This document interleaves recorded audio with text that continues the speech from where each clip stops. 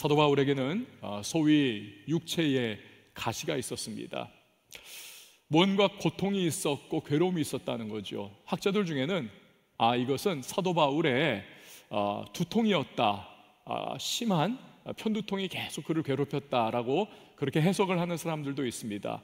그건 아닌 것 같아요. 여기 육체의 가시라고 하는 이 헬라어 원문을 보면요, 사실은 이렇게 조그만 가시, 발가락을 찌르는 가시, 그런 의미가 아닙니다. 송곳과 같은 그런 걸 의미합니다. 막 찔러대고 쑤셔대고, 그래서 그 통증으로 말미암아 정말 견디기 어려운, 비명을 지를 수밖에 없는 그런 종류입니다.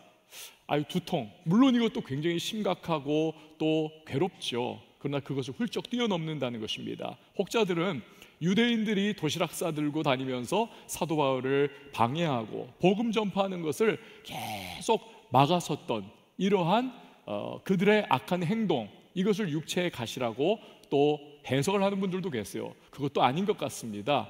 육체의 가시입니다. 육체의 분명한 가시라는 거예요.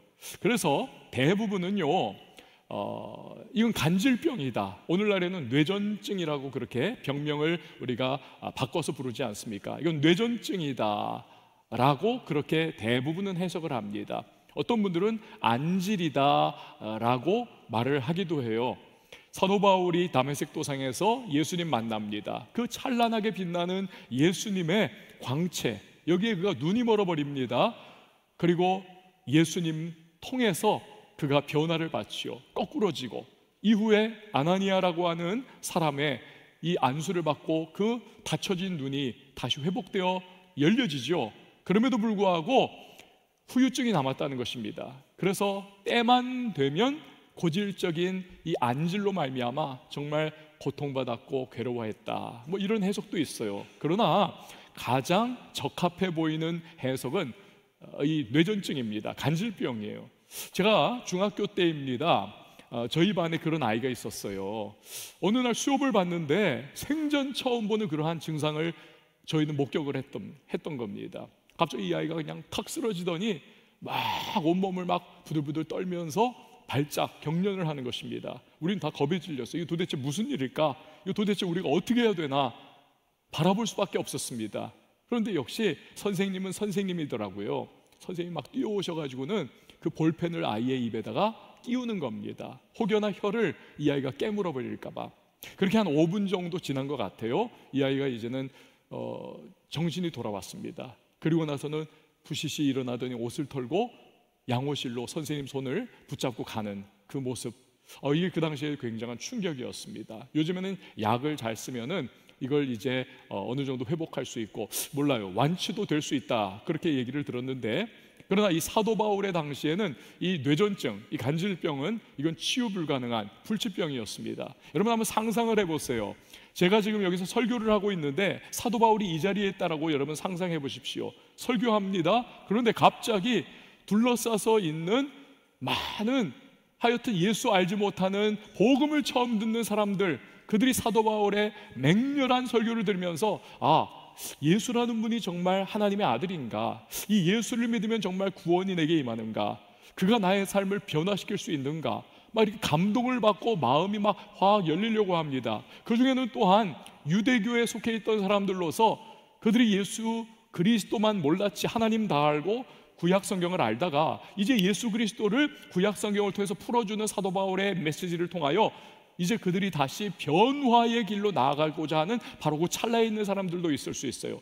혹자들은 이미 예수를 믿고 소수이지만 그곳에서 막 은혜를 막 다시 한번 경험하는 사람들도 둘러싸고 있었을 겁니다. 이러한 대중 앞에서 갑자기 사도 바울이 뇌전증이 막 이게 터져 나온 겁니다. 막 쓰러져 가지고 막 경련을 일으키고 발작을 하고 막 그러는 거예요. 그럴 때에 여러분 사람들이 어떤 마음이 들까요?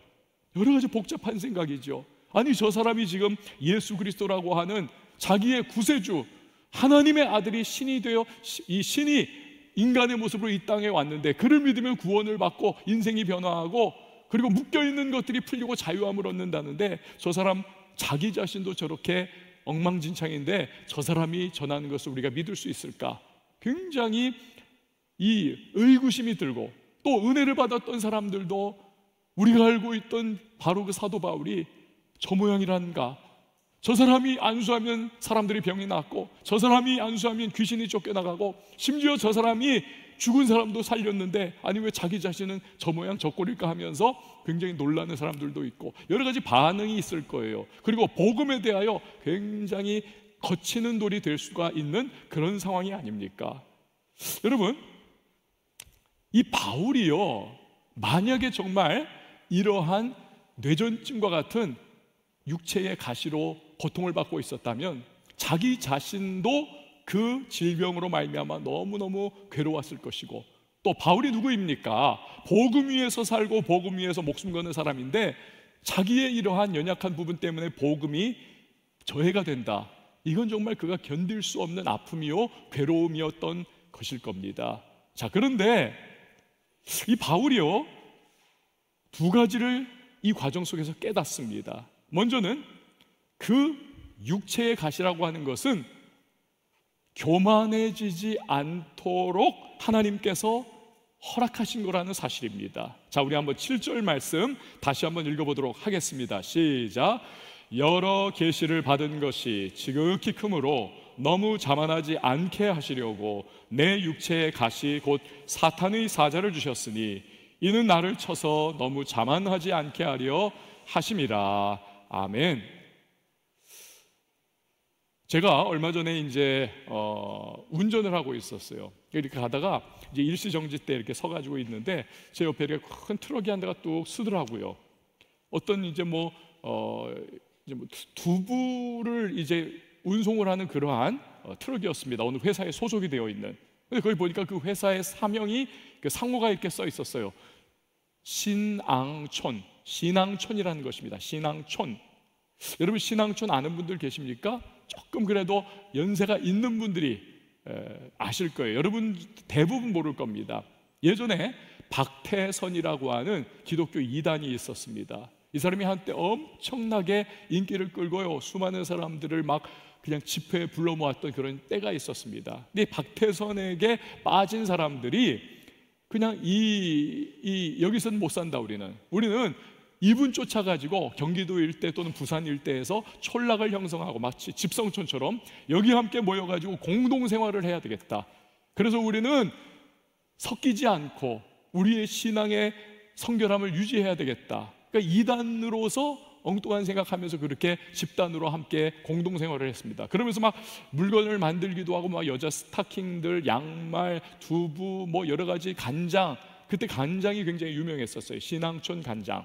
그러면서 그것들을 이제 자급자족하기도 하고, 또 자기들이 그거 만들어가지고 팔면서 이제 자금력을 확보해가지고 포교하는 그런 일들에 또 사용을 했던 그러한 적이 있었습니다.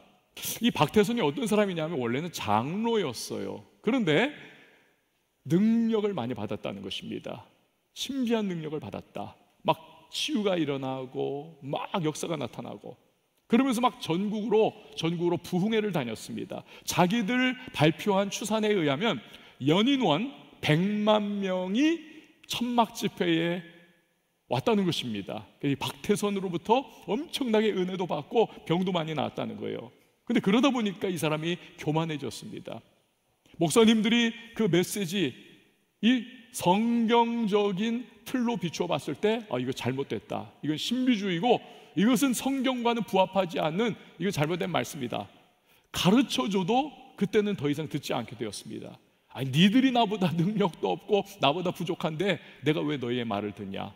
그러면서 이 사람이 교만해지고 결국엔 이상한 소리를 하기 시작했습니다. 나중에는요, 신약 성경이 다 가짜다, 예수도 가짜다, 나야말로 참 하나님이다 라고 자기를 그렇게 발표를 했습니다. 그러면서 나중에 이제 천부교라고 하는 신흥 종교를 만들었어요. 기독교 이단이죠. 여러분, 이단은요 다 똑같습니다. 예수님을 부정하고 부인합니다. 나중에는 자기가 재림 예수고 자기가 하나님이다. 왜 그렇습니까? 그 안에 사탄 마귀의 영이 들어있기 때문에 그렇습니다. 마귀는 속이는 영이고 교만의 영입니다. 여러분, 마귀가 왜 마귀가 되었습니까? 원래 마귀는요, 아름답게 창조되었던 그 수많은 천사들 사이에서도 너무나 발군의 그 탁월한 천사장 중에 한 사람이었습니다. 하나였어요. 그러니까 하나님께서 너무 아름답게 창조하시고 피조물 중에서도 우월하고 월등한 존재로. 근데 이 천사장 이 마귀가 교만하게 된 거죠. 너무 수많은 천사들이 자기를 추앙하고 따르고 하니까 이게 하늘 높은 줄 모르게 된 거예요. 아니, 내가 하나님에게 내가 순종하고 하나님을 섬길 필요가 뭐가 있는가? 이렇게 많은 존재들이 나를 추앙하는데 내가 하나님이 돼야지. 그래서 하나님의 자리를 넘보고 영적으로 교만함에 빠져서 대적을 하기 시작을 합니다. 결국 하나님의 징계를 받고 땅으로 퇴출을 당하지 않습니까? 흉악한 마귀가 된 것이고, 그 마귀를 쫓았던 수많은 천사, 한 3분의 1 정도의 천사가 귀신이 된 거죠. 이런 사탄 마귀이기 때문에 교만의 영입니다. 그리고 그 교만의 영이 들어가면 사람은 하나님을 대적하고 또 높아지는 것이고, 잠언의 말씀처럼 결국에는 교만은 패망의 선봉이 되어 망할 수밖에 없는 것입니다. 여러분, 그렇다면 한번 생각을 해보십시오. 사도 바울이 누구입니까? 사도 중에 사도와 같은 사람입니다. 아까도 말했듯이 손만 대어 기도하면 병이 치유받고 귀신이 소리 지르며 쫓겨나가고 심지어 죽은 사람이 일어나고, 오죽하면 루스드라 사람들이 바울이 일으킨 엄청난 기적을 보면서 와, 이분은 제우스 신이 우리에게 강림한 것이다. 그래서 막 제우스라고 추앙을 하면서 황금을, 그리고 막 그 황소를 바치고, 그리고 막 꽃을, 제단을 만들어 가지고 바울을 막 높이는, 그러니까 바울이 너무 그것이 황당하고 고통스러워서 막 나 아니다 아니다 하면서 오직 하나님 한 분이시라고, 내가 섬기는 하나님이라고 그렇게 여러분 외치지 않습니까? 멜기데 섬에서도 사도 바울이 나뭇가지 줍다가, 그래서 그걸 불에 넣다가 어떻게 됩니까? 독사에게 물리잖아요. 탁 부어가지고 막 띵띵 붓고 혈액응고가 나타나고 코에서 피 나오고 다 죽어가야 하는데 아무 일이 일어나지 않습니다. 뱀에게 물려도 죽지 않는다. 그 말씀 그대로 되는 거예요. 그러니까 이 멜리데의 이 원주민들이 야, 신이 우리 가운데 왔다, 이 바울을 신으로 생각을 해요. 그러나 바울이 해명을 또 하지 않습니까? 나 아니라는 거예요. 여러분, 이러한 능력의 사도, 게다가 그는 셋째 하늘 즉 천국에 올라가서 말할 수 없고 표현할 수 없는 신비로운 광경을 목격하고 신비로운 말씀을 들은 사람이 아닙니까? 또한 우리가 읽고 있는 신약 성경의 대부분을 사도 바울이 성령의 영감을 받아서 기록할 정도로 그는 정말로 탁월한 그 영계의 거성이라고 할 수 있는 그런 존재가 아닙니까? 그러니 이런 바울이 교만해졌다고 생각해 보세요. 아마도 기독교 역사상 가장 치명적이고 가장 파괴적이고 가장 마귀적인 이단이 되었을 겁니다. 그렇기 때문에 바울을 너무나 사랑하시는 하나님, 이 하나님께서 그가 교만해지지 않도록 바울을 위한 안전장치를 만들어 놓으신 거예요. 그것이 바로 육체의 가시였던 겁니다. 바울 자신도 그것을 알고 있었어요. 그럼에도 불구하고 너무 그것이 괴로운 겁니다. 너무 육체적으로 고통스럽고 무엇보다도 또 복음을 방해하는 것과 같이 여겨지니까 그가 3번이나 간절히 기도해요. 하나님, 이것 좀 제발 없애주세요. 제발요, 제발 없애주세요. 그런데 그때 주님이 주신 응답이 무엇입니까? 나의 은혜가 너에게 족하다. 내 은혜가 내게 족하다는 겁니다. 왜입니까? 자, 9절 상반절 말씀 우리 같이 한번 읽어보도록 하겠습니다. 시작. 나에게 이르시기를 내 은혜가 내게 족하도다. 이는 내 능력이 약한 데서 온전하여짐이라 하신지라. 아멘. 여러분, 이런 말이 있습니다. 3년 동안 비가 내리지 않으면, 3년 동안 비가 내리지 않으면 제 아무리 옥토라도 사막이 된다. 그렇다는 거예요. 때로는 먹구름이 우리 삶에 끼고 비바람이 몰아닥치고 폭풍우가 우리의 삶을 때려야만 여러분 정상적으로 삶도 이게 제자리를 잡을 수 있어요. 자연도 마찬가지 아니고 막 폭풍우와 비바람이 치고 때로는 막 그 광풍이 불어줘야 이 나무가 숨을 쉬게 됩니다. 제가 몇 년 전에 이제 해외에 나갔다 온 적이 있습니다. 그때 한 일주일 정도를 이렇게 제 사무실의 모든 창문을 다 닫아놓고 갔다 온 적이 있어요. 다 죽었습니다. 식물들이 다 죽었어요. 바짝 말라 죽어버리고 말았습니다. 물 많이 주고 갔어요. 물 때문이 아니더라고요. 이게 바람이 이게 순환이 안 되니까, 신선한 바람을 못 맡으니까 얘네들이 다 말라 죽어 버렸습니다. 이게 바람을 맞고, 이게 그냥 온실 속에 있는 것이 좋은 게 아니구나. 바람을 이게 맞도록 이렇게 열어줘야 하는구나. 그때 굉장히 뼈저리게 체험을 했어요. 여러분, 우리 인생이 그런 겁니다. 여러분 생각해 보세요. 어려서부터 늘 100점만 맞습니다. 늘 1등만 합니다. 대학도 수석 입학, 고시도 수석 합격, 직장도 최고 좋은데, 그래서 늘 인정받고 늘 박수 받는 일에 너무 당연해요, 이 사람은. 근데 이런 사람의 문제가 뭡니까? 물론 간혹 안 그런 사람도 있을 수 있지만, 많은 경우에 인성이 사막화가 되어 있습니다. 그러니까 다른 사람의 아픔과 슬픔과 어떠한 이 공감하는 능력이 결여되어 있는 것을 보고는 합니다.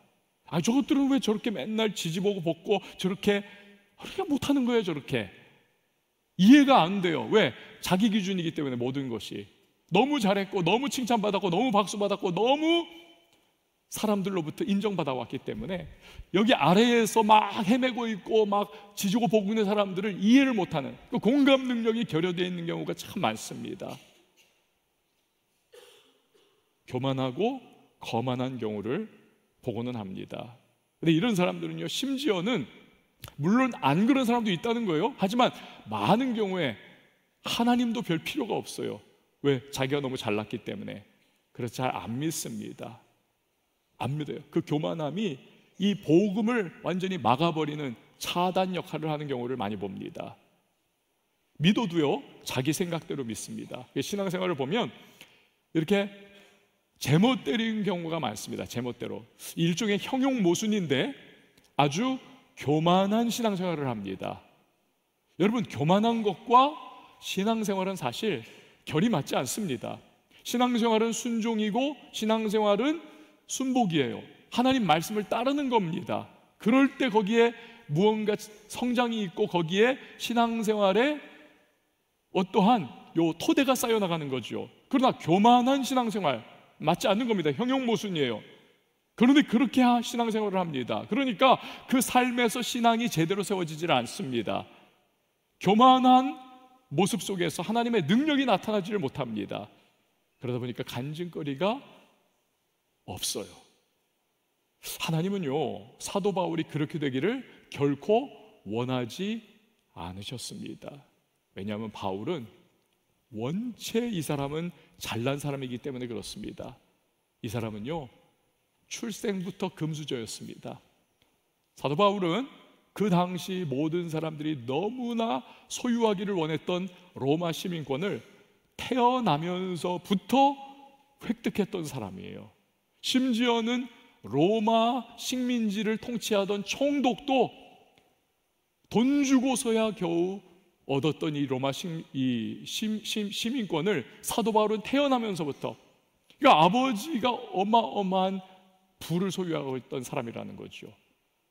출생이 달라요. 게다가 이 사람은 베냐민 지파입니다.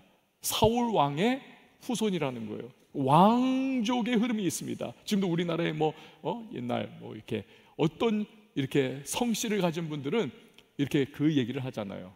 얼마 전에 이제 제가 어떤 분하고 이제 얘기를 하다가 이 집안이 충무공의 후손이에요. 충무공의 후손.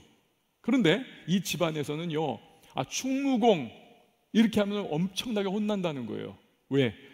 충무공 할아버지 이렇게 말을 해야 된다는 것입니다.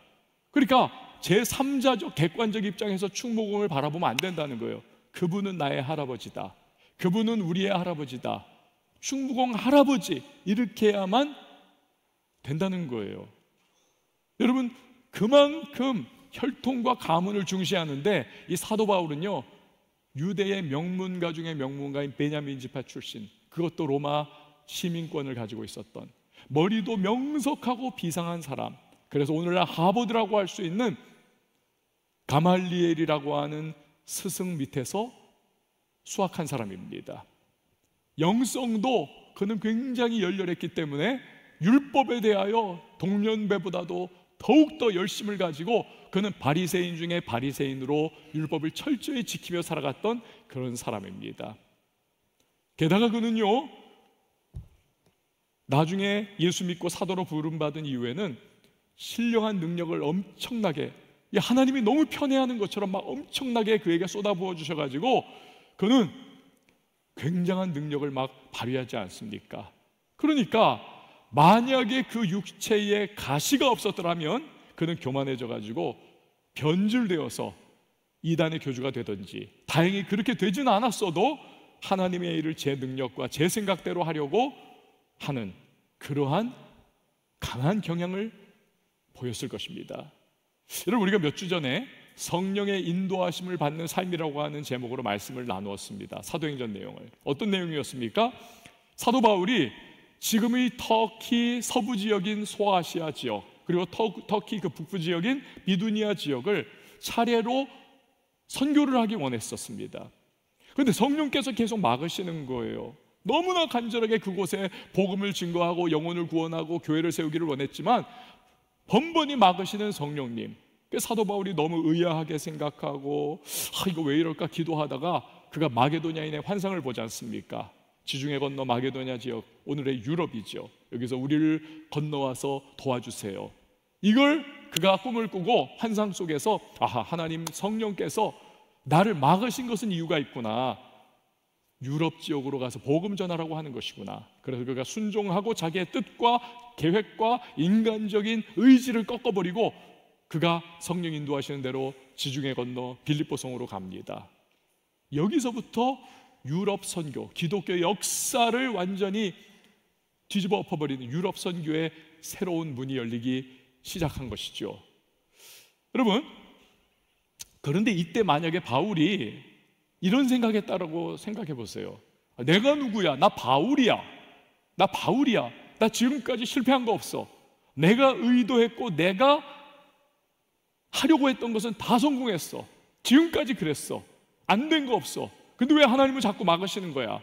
이러면서 자기가 생각하고 계획했던, 의지했던 대로 끝까지 비두니아와 소아시아 지역을 향해 나갔더라면 유럽 선교는요, 여러분, 물 건너가는 겁니다.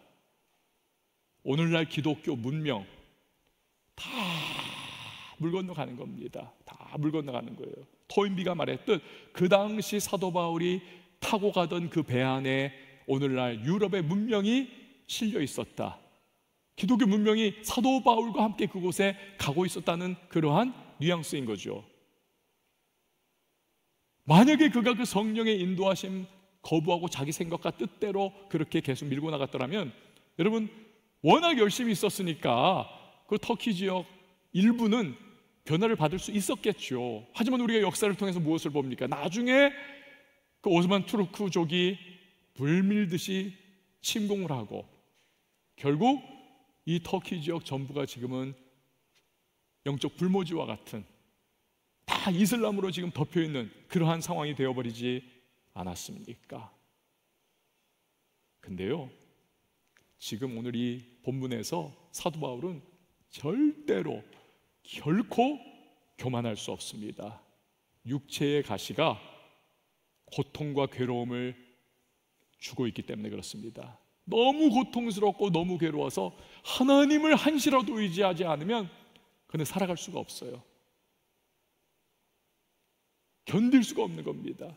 때를 따라 도우시는 주님의 은혜 때문에 겨우 살아만 걷듯 나아갈 수가 있는 겁니다. 그런데요, 놀라운 것은 육체의 가시로 고통받고 너무나 약해서 어쩔 줄 모르는, 그래서 하나님만을 의지하는 이런 사도 바울, 그런 그를 통해서 주님께서 엄청난 일들을 일으키시고 놀라운 복음의 진보가 나타나게 하시고 구원의 백성들이 막 불이 일어나듯이 일어나게 하시는 역사를 베풀어 주시더라는 거예요. 그래서 이거는 절대로 내 능력이 아니다. 이건 절대로 나의 힘이 아니야.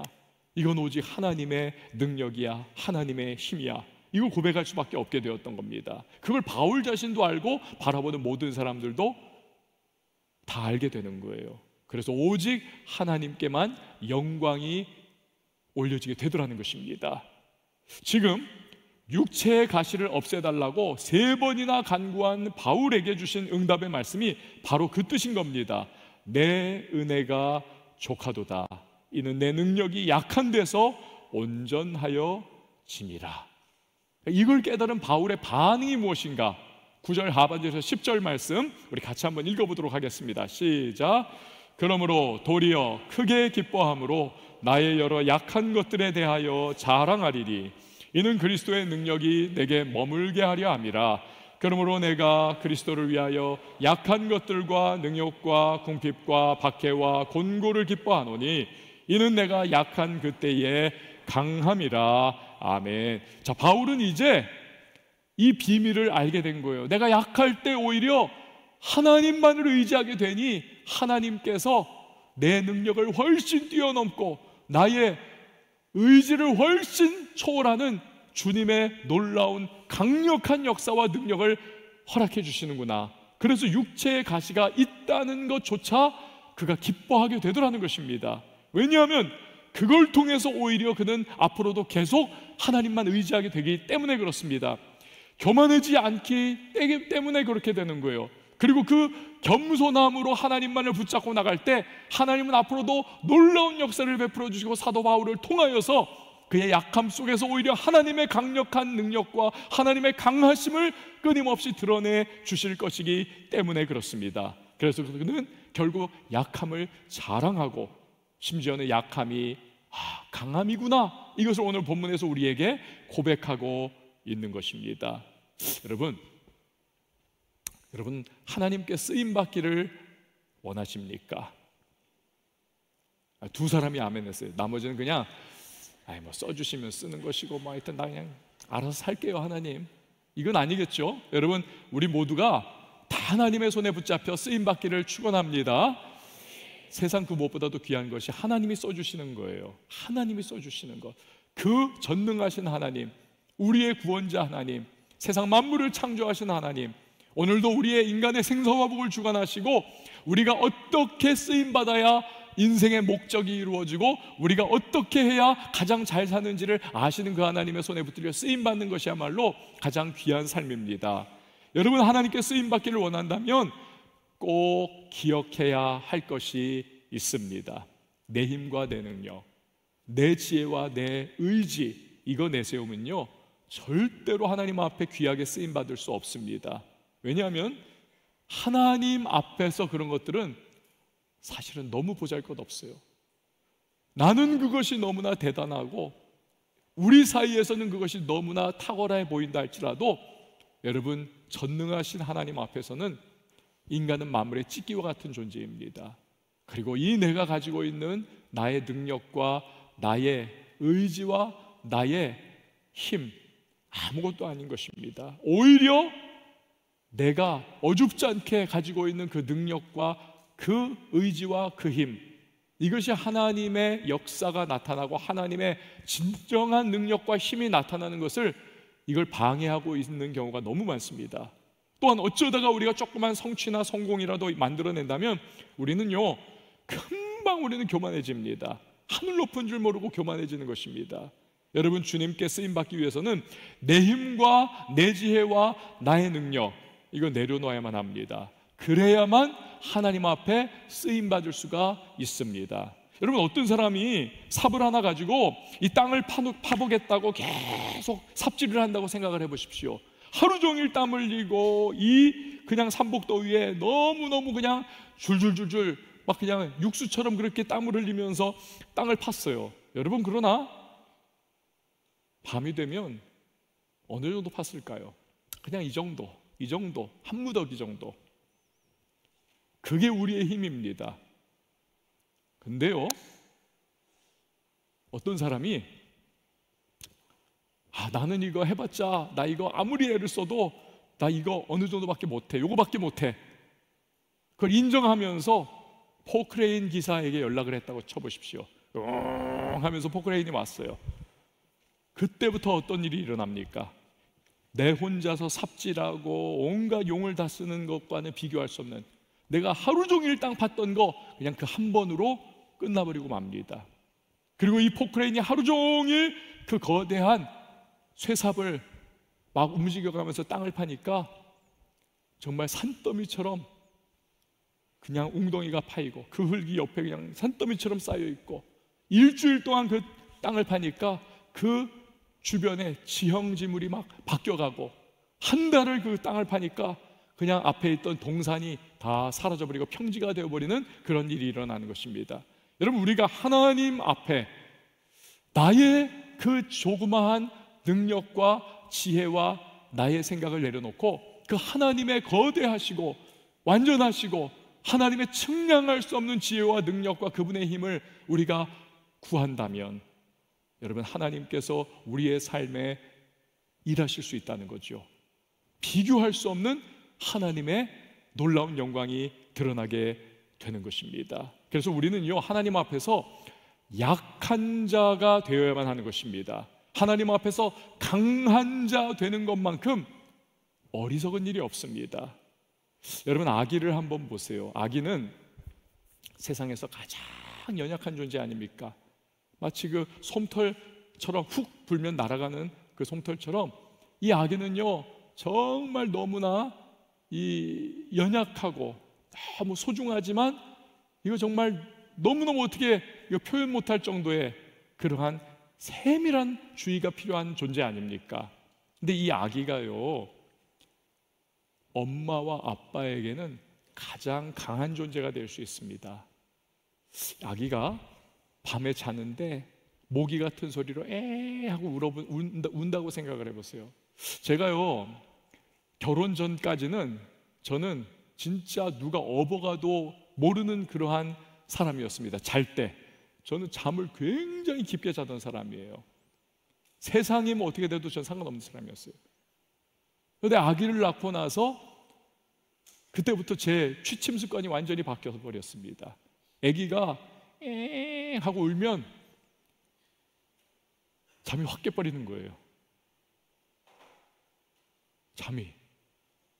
그 아기가 작은 목소리로, 정말 평소에는 들리지도 않을 목소리로 우는데 깨는 거예요.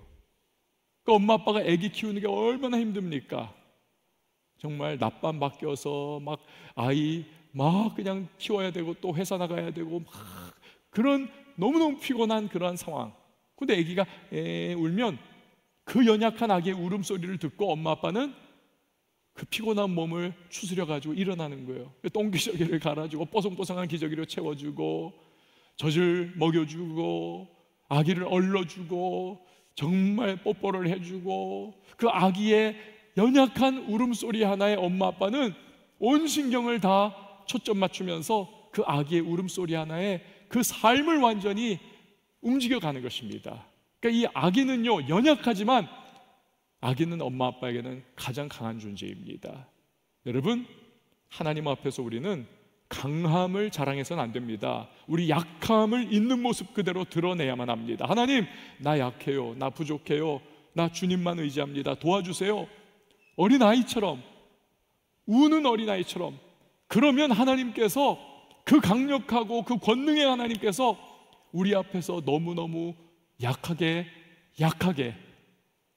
그렇게 반응해 주세요. 하나님이 약해지십니다. 그래서 우리를 받아주세요. 그리고 일해 주십니다. 그의 능력을 부어주십니다. 그의 지혜와 계시의 영을 부어주십니다. 그의 손으로 붙잡아 우리를 높은 곳에 세워주십니다. 그래서 우리가 할 수 없는 일을 하게 하시고, 가지 못했던 일을 곳을 가게 하시고, 설 수 없었던 곳에 서게 하시는 놀라운 역사를 우리에게 베풀어 주시는 것입니다. 여러분, 파리 한 마리가 비행기에 찰싹 붙어 있다고 생각을 해보십시오. 이 비행기가 태평양을 건너서 다른 대륙으로 갑니다. 그러면 이 보잘것없는 파리 한 마리도 비행기에 붙어 있었다는 거 하나 때문에 대륙을 움직여 가게 되는 거예요. 근데 이 파리가 나 잘 날아다니니까 내가 한번 태평양 건너가지고 나 저 다른 대륙을 한번 가봐야지. 여러분, 파리는 한 30일에서 40일 산다라고 그러네요. 서울도 벗어나지를 못합니다. 아무리 난리를 쳐도 가다가 그냥 툭 떨어져 죽을 수밖에 없습니다. 내 힘과 지혜, 내 능력, 여러분, 이것 가지고는 우리가 절대로 하나님 앞에 제대로 쓰임받을 수가 없습니다. 설령 쓰임받아도 제대로 우리가 일할 수 없어요. 그러나 하나님, 나 부족합니다. 나 연약합니다. 그게 납니다. 하나님 아시죠? 그래서 나 주님만 의지하겠습니다. 주님의 능력으로 역사해 주세요. 은혜 베풀어 주세요. 은혜 위에 은혜, 은상과 은혜, 복을 내게 허락해 주세요. 여러분, 이렇게 우리 주님께 찰싹 붙으면 우리는 주님의 도우심과 능력을 힘입어서 쓰임받을 수 있음을 믿으시기를 바랍니다. 그런데 성경을 보니까요, 바울뿐만 아니라 위대하게 하나님의 손에 붙잡혀 쓰임받았던 사람들은 다 그렇더라고요. 다 그랬습니다. 요셉도 그렇죠, 모세도 그렇죠, 다윗도 그렇죠, 삼손도 그렇죠. 다 그랬어요. 욥도 그렇고 엘리야도 그렇고. 그들은요, 하나같이 정말 강할 때, 능력이 출중할 때 하나님 앞에 쓰임받은 것이 아니더라고요. 오히려 그러니까 시험 들고 그냥 교만해져 가지고는 죄짓고 하나님 멀리하고 때로는 그러다가 매맞기 일쑤였습니다. 그들이 정말 하나님 앞에 가장 영광스럽게 쓰임받았던 때는 가장 밑바닥에 떨어졌을 때, 주변에 아무도 없을 때, 사람들이 손가락질하며 외로움과 고독에 철저히 놓여 있었을 때, 주위를 둘러봐도 도와줄 수 있는 사람이 아무도 없었을 때, 그 가장 약할 때, 그러나 그 약함 속에서 하나님을 의지할 때 하나님의 권능의 손이 그들을 붙잡아 주셔서 그들로 하여금 위대한 일을 하게 하시고 하나님의 살아계심을 증거하는 놀라운 역사를 일으키게 하셨습니다. 심지어 예수님도 마찬가지예요. 고린도후서 13장 3절 4절 보니까 이런 말씀, 그는 너희에게 대하여 약하지 않고 도리어 너희 안에서 강하시니라. 예수님께서 우리에게 약하지 않고 강하시다는 거예요. 우리를 통치하시고 우리를 지배하시고 압도적인 그러한 힘을 발휘하시더라는 거예요. 왜 그렇습니까? 그리스도께서 약하심으로 십자가에 못 박히셨으나 하나님의 능력으로 살아 계시니. 뭡니까? 예수님은 자신의 의지와 인간적인 본능마저도 다 포기하고 내려놓고 하나님 뜻대로 순종하여 가장 약한 모습으로 십자가에 못 박혀 죽으셨습니다. 그런데 그러할 때에 그 가장 약하셨던 예수님, 그 약하신 죽음에 이르기까지 약하셨던 예수님을 하나님이 십자가에서 다시 일으켜 세워 살려주시고 승천케 하셔서 만왕의 왕, 만주의 주가 되게 하시고 모든 무릎을 그 앞에 꿇게 하시고 모든 입으로 그를 주라 시인하도록 주님께서, 하나님께서 예수님을 그렇게 세워 주셨다라는 것입니다. 여러분, 우리는요 요구 조건이 있습니다.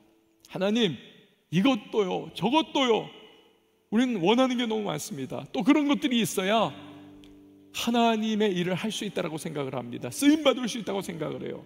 그래서 들어주지 않는 하나님을 원망하기도 합니다. 하나님, 내가 다른 거 원했습니까? 나 하나님 일하겠다고 나 이것 주시고 능력 주시고 막 해달라고 했는데 하나님 이럴 수 있어요? 왜 안 들어주십니까? 우린 막 원망하기도 합니다. 그러나요, 여러분, 하나님께서는 나의 은혜가 너에게 좋게 오늘 말씀하십니다. 왜냐하면 그의 능력은 우리의 강함을 통하여 드러나는 것이 아니라 하나님의 진정한 능력은 약한 우리, 그러나 약하기에 나에게는 소망이 없음을 깨닫고 오직 하나님 한 분만을 바라보고 그분을 의지하고 그분을 붙잡고 나아가며 그가 인도하시는 대로 순종과 믿음의 발걸음을 떼어나가는 바로 그 사람, 그 약한 사람을 통하여 하나님의 강한 능력은 나타나게 되는 것입니다. 이게 하나님의 방법입니다. 여러분, 그렇기에 청년의 때에 여러분 강함을 추구하는 것이 우리의 본질이지만 그러나 하나님 앞에서만은 여러분 약함을 고백하십시오. 있는 모습 그대로 하나님 앞에 나가십시오. 그리고 하나님, 나는 이런 존재예요. 그렇게 하나님밖에 없습니다. 나를 붙잡아 주시고 하나님, 오직 하나님만을 의지하며 내가 나가겠으니 하나님 나를 사용해 주십시오. 내 능력과 내 지혜, 나의 힘을 의지하는 대신 하나님을 의지하고 붙드시기를 바랍니다. 그때 주님의 손이 우리 한 사람 한 사람을 붙잡아 일으켜 주실 것입니다. 이게 하나님의 방법입니다. 그때 비로소 우리는 주님의 손에 붙들려서 쓰임받게 될 것입니다. 이러한 은혜가 오늘 예배 가운데 함께 하시는 우리 모든 예배자 한 사람 한 사람에게 임할 수 있기를 주님의 이름으로 축원을 드립니다. 우리 다 같이 일어나서 함께 찬양하도록 하겠습니다.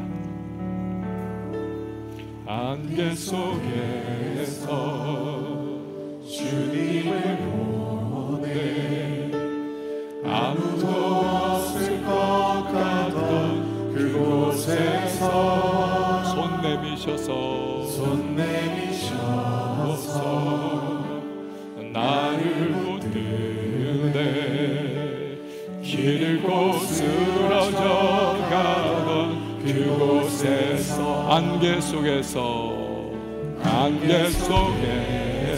주님을 보내 아무도 없을 것 같던 그곳에서 손 내미셔서 나를 붙드네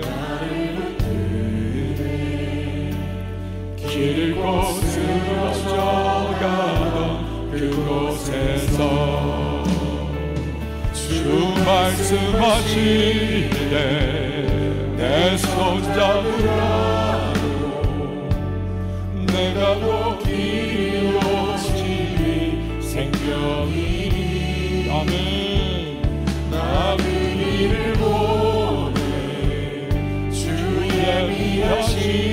예비하신 곳 다른 길로 돌아서지 아니 예수의 길 그 좁은 길 나는 건데 주 손잡고 그 무엇도 두렵지 않네 주님 주신 약속 내게 세상의 길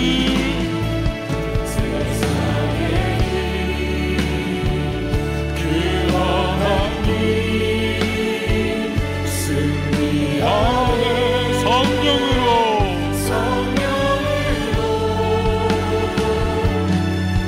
그 무엇도 말하지 않네 저 하늘에 처음부터 다시 한번 찬양합니다. 안개 속에서 주님을 봅니다. 주님을 보내 아무도 없을 것 같던 그곳에서 손 내미셔서 나를 붙드네 길고 쓰러져 주 말씀하시네 내 손잡으라고 내가 곧 이루어지리 생명이 나의 길을 보내 주 예비하신 곳 다른 길로 돌아서지 아니 예수의 길 그 좁은 길 나는 건데 주 손잡고 그 무엇도 두렵지 않네 주님 주신 약속 내게 있으니 세상의 길 그 험한 길 승리하네 성령으로 그 무엇도 말하지 않네 저 하늘에 여러분 예수 그리스도의 그 길을 우리 따라가십시다. 예수의 길 그 좁은 길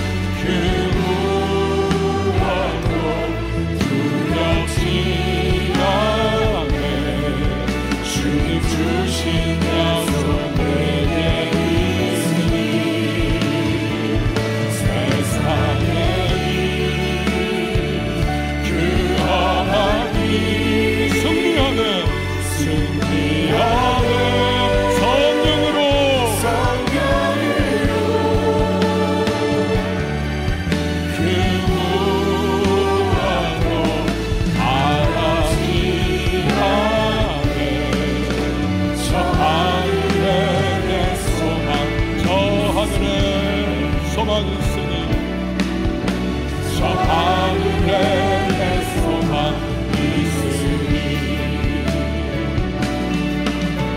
저 하늘에 내 소망 있으니. 여러분, 이 시간에 우리 같이 기도하십시다. 하나님은요, 강한 자를 지금 찾지 않으십니다. 하나님께는 무한한 강함이 있으시고 능력이 있으시기 때문에 우리 인간의 피조물의 강함, 하나님은 그것을 구하는 것이 아닙니다. 하나님이 쓰시는 사람은 강한 사람 아니에요. 하나님은 약하지만 그 약함을 인정하면서 내가 약하기에 전능하신 하나님 붙잡고 그 하나님의 인도하심에 철저히 순복하며, 눈에는 아무 증거 보이지 않아도 손에는 잡히는 것 없어도 믿음으로 걸어가고자 몸부림치는 그 사람을 하나님은 찾고 계십니다. 그리고 그 사람을 통하여 역사하시고 그 사람을 써주십니다. 물론 인간이기에, 불완전하기에, 연약하기에 우리는 넘어질 때 있습니다. 하나님 따라가다가도 우리는 휘청거리고 쓰러질 때 있고요, 곁길로 빠질 때도 있어요. 그러나 우리가 주님 앞에 끊임없이 나아가고자 하는 그 마음이 있고, 넘어진 그 자리에서 다시 한번 일어나 하나님 앞에 휘청거리는 모습으로 어린아기 한 걸음 한 걸음 나아가듯 주님 앞에 나아가면 그런 우리를 불쌍히 여기시고 하나님은 우리에게 필요한 은혜를 베풀어 주시고 또 하나님의 능력도 부어주시고 하나님의 공급하심 속에 우리를 사용해 주시는 겁니다. 내 힘으로 하면 내 힘 밖에는 할 수 없습니다. 그러나 우리의 연약함 고백하고 하나님의 힘을 의지하며 나가면 하나님의 무한하시고 영광스러운 능력을 힘입어 우리는 주님 앞에 쓰임받을 수가 있는 것입니다. 여러분, 이 시간 그것을 구하세요. 지금까지 나의 힘과 나의 능력, 뭐가 있어야 내가 하나님 앞에 쓰임받는 거 아니냐라고 그 마음으로 지금까지 달려오셨다면, 아니요, 그거 내려놓고 하나님, 나 부족합니다, 나 연약합니다, 나 없어요, 나 불가능합니다, 하나님께서 역사해 주셔야 합니다, 하나님이 나를 사용해 주셔야 하고 나 하나님을 따르겠습니다, 하나님 은혜 베풀어 달라고, 주여 함께 해주시고 역사해 달라고, 이런 나를 사용해 달라고 우리 기도해야 할 때입니다. 이 시간 우리 다 같이 주님 앞에 간구하시면서 주님께서 역사해 달라고, 주님을 따르겠노라고 우리 결단하며 주님의 이름 한번 외치고 통성으로 기도합니다. 주여 하나님 아버지, 하나님 앞으로 주시옵소서. 하나님이 찾으시는 사람, 강한 사람, 능력 있는 사람, 가진 사람, 하나님 사람들이 부러워하는 사람, 사람들이 수강하는 사람이니라. 하나님 없고 부족하고 연약하고 하나님 아버지 앞에서 참으로 나약함에도 불구하고, 그러나 그렇게 더욱더 하나님을 의지하고 하나님이 모든 것을 주시라고 고백하는 그 사람을 하나님이 사용해 주셔서 하나님의 위대한 주시고 하나님의 놀라운 역사를 베풀어 주시고, 인간의 능력과 인간의 힘을 의지하지 아니하고 주 하나님의 말을 때문에 그 모든 사람의 한계를 그려놓고 역사하시는 그 하나님의 힘을 드러내주시는 전주시옵니다. 우리가 지금까지 나의 힘을 바라보면서 하나님의 쓰임받을 수 있다고 착각하며 하나님 그렇게 살아오고 구했더라면 주님 다시 한번 하나님 앞에 나아가서 주님, 나는 아니요 오직 하나님의 이름으로만 고백하며 우리가 주님만을 바라보는 거라고 결단할 수 있도록 하나님 도와주시옵소서.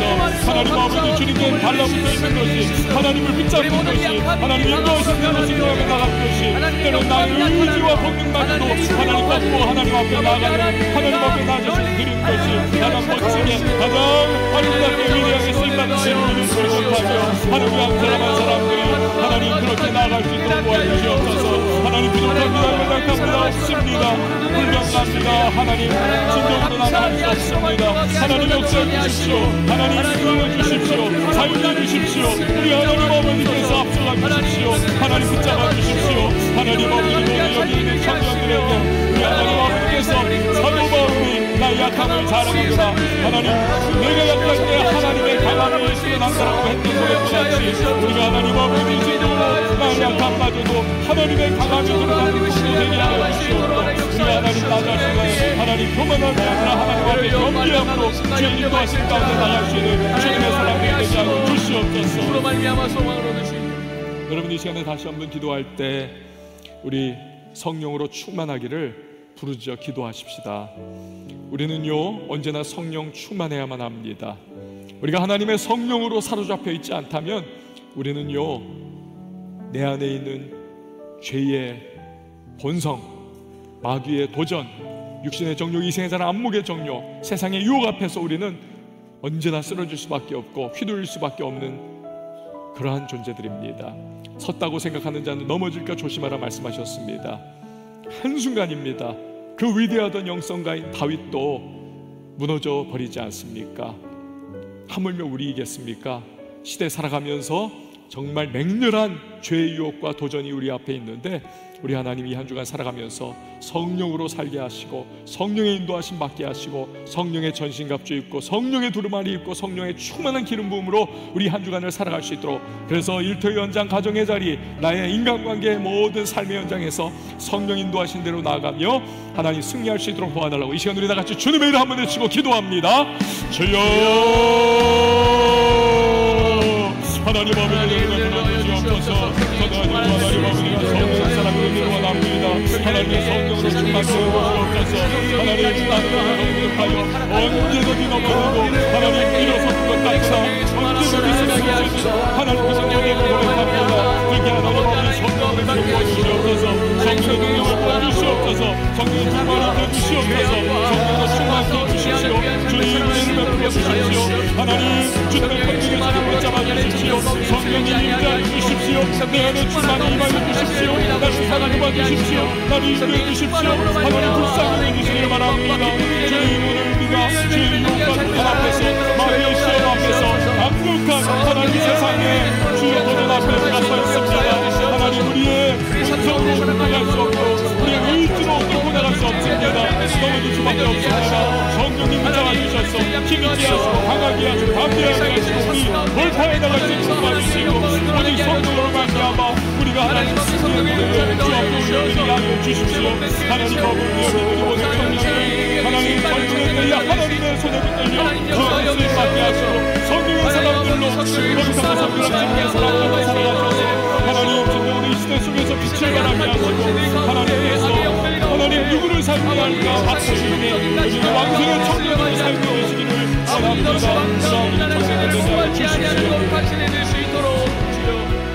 여러분 마지막으로 한 번 더 기도할 때에 우리 조이 청년부는 사역 수련에 마쳤습니다. 받은 은혜 쏟지 않게 하시고 계속적인 기도와 또 간구 속에서 하나님의 새로운 기름 부으심을 경험할 수 있도록 도와달라고 기도의 항상성 내 안에 살아 움직이게 해달라고 기도하시고, 우리 또 브니엘과 헤세드는 이제 우리가 함께할 수련회 가운데에 하나님 성령의 그 충만한 불같은 은혜로 임해주시고 복음의 역사와 그 구원에 대한 하나님 감격이 내 안에 살아나는 시간 다 될 수 있도록 도와달라고, 그래 세상을 이기고 나를 이기고 죄를 이기고 마귀를 이길 수 있는 하나님의 사람으로 쓰임받게 해달라고, 또 우리 온 청년교회가 거룩한 부흥의 불꽃이 타오르며 시대와 세상 속에 빛을 발하고 주의 복음을 힘있게 증거하는 그러한 우리 교회가 될 수 있도록 도와달라고 이 시간 우리 마지막으로 주님의 이름 한 번 더 외치고 기도합니다. 주여 하나님 아버지의 사랑을 주옵소서. 하나님의 시민들을 같이 저희 청년들을 곁에 하나님의 모든 부서원들에게 하나님 아버지 기도의 항상성을 늘 있게 하시며 하나님 아버지 성령을 날마다 의지를 받으면서 하나님 아버지 은혜 가운데 거하며 하나님 날마다 독실히 나여 주시고 올라가게 하여 주시옵소서. 하나님 아버지를 까먹지 않게 하시고 하나님 그 은혜를 소중히 여기면서 하나님 기도의 발걸음을 이어나가시고 도와주십시오. 하나님 아버지 햇새와 왕의 청년을 시켜주셔서 저를 하나님 참석하게 하시고 하나님 아버지께서 모든 수련회에 가시나 하나님 눈동자처럼 지켜보시고 우리 하나님께서 어쩌면 성령의 능력을 충만히 마시시며 구원의 확신과 기쁨 감격 그리고 하나님 하나님 삶의 정확 속에서도 넉넉하게 승리할 수 있는 우리가 하나님의 자녀라는 사실을 그 구원의 확신 가운데 하나님 아버지 복음의 믿음을 다시 한번 회복할 수 있는 하나님 수 있도록 도와주시옵소서. 하나님 아버지 주님의 임재가 가득한 시간 될 수 있도록 도와주시오. 청년교회가 하나님의 영광으로 그 셰키나 임재로 가득한 기분이 되게 하시고 기도의 돌파가 있게 하시고 하나님 아버지 우리가 빛을 발하며 시대 중에서 예수 그리스도가 왕이라는 사실을 증거하고 하나님 수많은 원리 오늘 주 예수 그리스도를 선포하며 하나님 우리 받은 복음과 지혜와 영광을 인정케 하고 하나님 그 복음의 전통을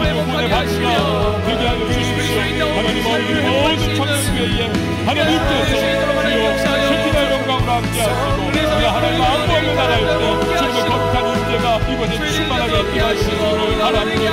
하나님 우리 모두 항상 세상의 지체가 기도하는 여러분이여 세상을 모든 사고 앞에서 앞벽에 서있는 주님의 사랑을 하나님 우리가 강할 때 하나님께 쓰임받는 것 아니라 나는 비록 약하고 부족하여도 그렇게 하나님만 의지합니다 고백하며 나갈 때 하나님은 우리를 사용해 주신다는 사실을 다시 한번 배웠습니다. 다시 한번 기억을 또 새롭게 합니다. 하나님 놓쳤던 부분 우리 다시 한번 세워나가게 하시고 우리 하나님만을 의지할 수 있는 청년들 되게 하여 주시옵소서. 하나님 비록 우리가 세상적 기준으로는 가진 것 없고 부족하고 연약하고 여러모로 하나님 없다 할지라도 그러나 하나님께 우리 자신을 드리기만 한다면 하나님의 주권을 인정해드리고 그 인도하심에 순복하며 나아가기만 한다면 하나님이 얼마든지 우리를 귀하게 사용해 주실 수 있다는 이 놀라운 사실을 다시 한번 마음에 새기고 우리 하루하루의 삶 속에 하나님을 의지하고 인도하시는 대로 믿음의 발걸음을 떼어나가게 하여 주시옵소서. 귀한 청년들이 몸부림치며 믿음대로 살아보겠노라고 애쓰지만 그러나 약하여 때로는 넘어질 때 있고 또 주저앉을 때 있음을 고백합니다. 성령님 다시 한번 회복의 은혜를 주십시오. 일어나게 하여 주십시오. 그리고 앞을 향해 전진해 나갈 수 있도록 주님 격려하여 주시기를 바랍니다. 그래서 구별된 청년들답게 하나님의 백성들답게 그렇게 다시 일어나 믿음의 발걸음을 내디딜 수 있도록 도와주시기를 바랍니다. 하나님 예배에 나왔습니다. 예배 가운데 우리 자신을 거룩한 산제물로 드리고 또 주신 물질 구별하여 귀한 예물로 봉헌합니다. 기쁨으로 연락하여 주십시오. 하나님 우리 청년들 공급의 은혜로 함께 해주셔서 필요를 채우시는 우리 하나님의 은혜를 경험케 하여 주시옵소서. 나가는 발걸음 삶의 현장 속에 승리할 수 있도록 기름 부어 주시기를 바랍니다. 이제는 우리 주 예수 그리스도의 은혜와 하나님 아버지 극진하신 사랑과 성령의 교통하심이 우리 모든 청년교회 그리고 청년들 머리 위에 이제부터 영원토록 함께 계실지어다. 아멘.